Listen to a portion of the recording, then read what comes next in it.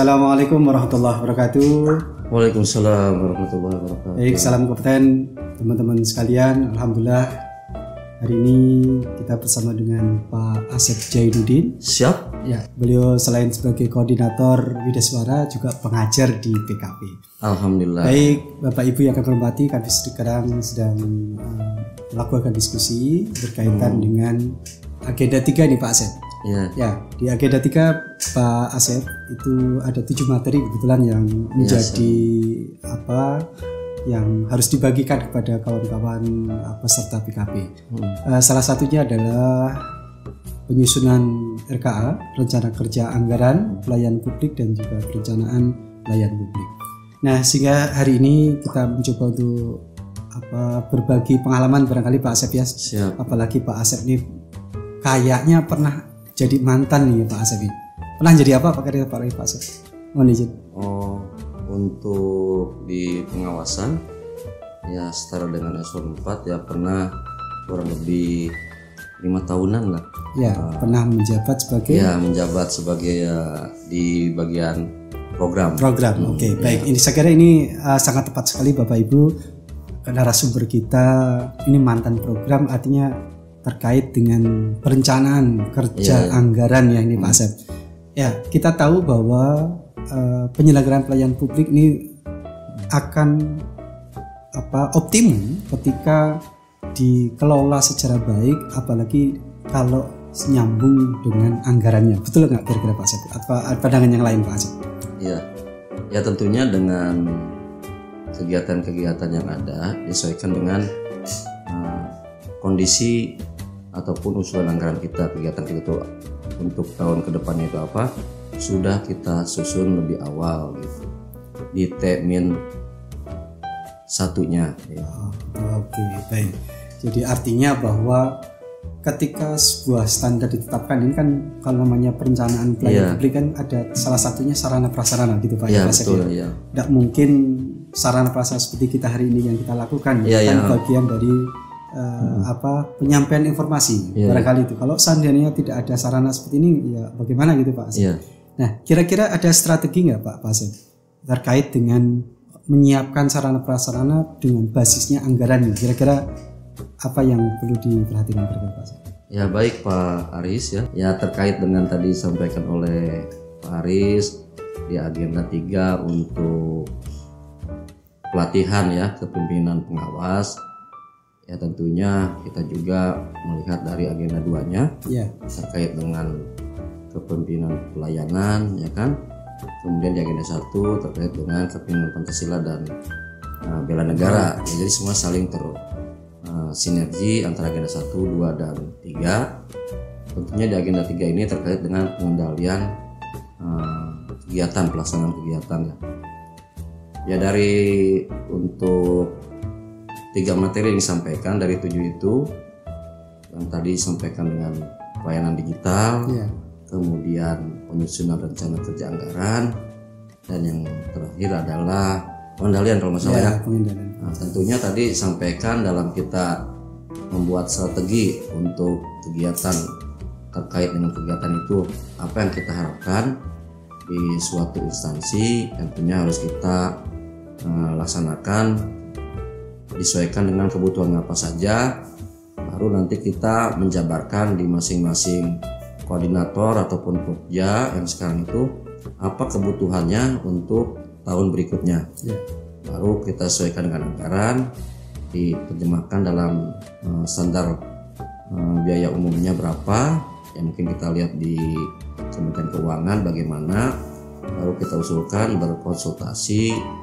Biasanya di sebelum awal tahun itu ada pertemuan dengan pusat pelatihan ataupun di eselon 2-nya. Keperluan apa saja yang harus kita laksanakan untuk melaksanakan kegiatan di tempat kita tersebut. Ya, nanti baru kita usulkan dikonversikan berapa yang kita butuhkan dengan harga yang ada. Nanti kita buat kerangka acuannya, time of reference-nya kalau nggak salah ya. Baru kita usulkan, tentunya harus kita laksanakan dengan secara kolaborasi pertemuan dengan di lingkungan tempat kita bertugas. Itu mungkin ya. Oke, terkait dengan penganggaran ini tentu ya ada proses dari waktu ke waktu gitu ya. Ya. Apalagi terkait dengan penyiapan sarana ini kan artinya perlu proses, tidak sekaligus apa yang diminta itu pasti dikasih gitu ya Pak. Nah, kira-kira untuk bisa mewadahi tadi, misalkan kita butuhnya 100 ternyata anggaran hanya mencukupi hanya 20 atau 30. Ini kira-kira apa yang harus dilakukan oleh penyelenggara pelayanan publik itu Pak? Baik Pak Aris ya. Ya jadi tentunya dalam melaksanakan kegiatan itu ya disampaikan kita ada semacam roadmap-nya, peta jalannya atau tahap-tahap apa saja yang harus kita laksanakan kegiatan untuk tahun sekarang, tahun berikutnya, T+1, T+2-nya ya. Nah, nanti di situ kita ini kan kurang lebih berapa tahun, 5 tahun, bagaimana kita menyusun sarana dan prasarana yang kita butuhkan. Nah, tentunya kalau kita membuat pengen 100% bisa saja, tapi kita lihat dengan kondisi anggaran yang ada di tiap-tiap kementerian ataupun di tiap-tiap instansi terkait, karena kan tidak hanya kita saja, ada beberapa mungkin instansi yang tentunya lihat dari skala prioritasnya gitu untuk terkait dengan pelayanan publiknya. Itu aja ya. Oke, baik. Artinya tetap harus ada roadmap di mana nanti standar layanan yang diajukan tentu skala prioritas begitu maksudnya Pak. Oke, baik. Terima kasih. Bagaimana, saya kira di sesi kita hari ini cukup ya Bapak Ibu sekalian. Jadi artinya bahwa kita simpulkan bahwa penyusunan rencana kerja anggaran itu harus secara terprogram dalam bentuk roadmap, kemudian dibuatkan skala prioritas minimal 5 tahun ke depan. Iya. Ada yang lain perlu ditambahkan barangkali Pak Asep? Ya, memang kita kan pengen semuanya itu, semua yang kita usulkan itu diterima ya dalam penyusunan anggaran. Tapi kita lihat juga kebutuhan. Nah, ini kebutuhan, bukan keinginan. Kalau keinginan kita pengen 100%, tapi kebutuhannya adanya segitu kita nggak bisa ini ya. Jadi kita mengikuti prosedur ataupun arahan ya, tentunya dari atasan juga. Kita sering-sering komunikasi, konsultasi, karena itulah uniknya kita di pemerintahan ya. Semua juga prioritas, tapi bagaimana kita bisa berkolaborasi ya, mana dulu yang didahulukan.